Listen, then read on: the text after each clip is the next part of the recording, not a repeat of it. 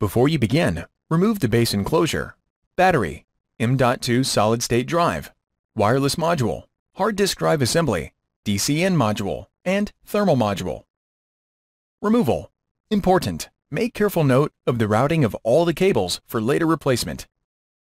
Using minimal force, lift the locking bar up on the card reader board ZIF connector and disconnect the card reader board ribbon cable from the motherboard. Remove the card reader board ribbon cable from the adhesive that secures it to the top cover. Using minimal force, lift the locking bar up on the keyboard backlight ZIF connector and disconnect the keyboard backlight ribbon cable from the motherboard. Using minimal force, lift the locking bar up on the keyboard ZIF connector and disconnect the keyboard ribbon cable from the motherboard.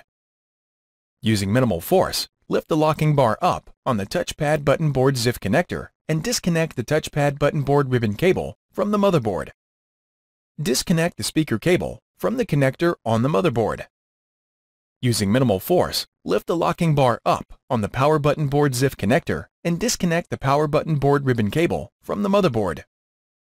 Using minimal force, lift the locking bar up on the thermal sensor ZIF connector and disconnect the thermal sensor ribbon cable from the motherboard.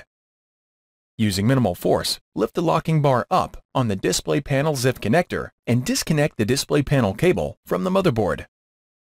Remove the 5 3.5mm P1 Phillips head screws that secure the motherboard to the top cover. Grasping the motherboard near the center, lift the left edge off the alignment pins, slide the external connectors out of the cutouts in the top cover, and remove. Note: before installing a new motherboard, remove all components from the old motherboard and install them onto the new motherboard. Reverse this procedure to install the motherboard. Thanks for watching. Please click subscribe for more videos and weekly updates.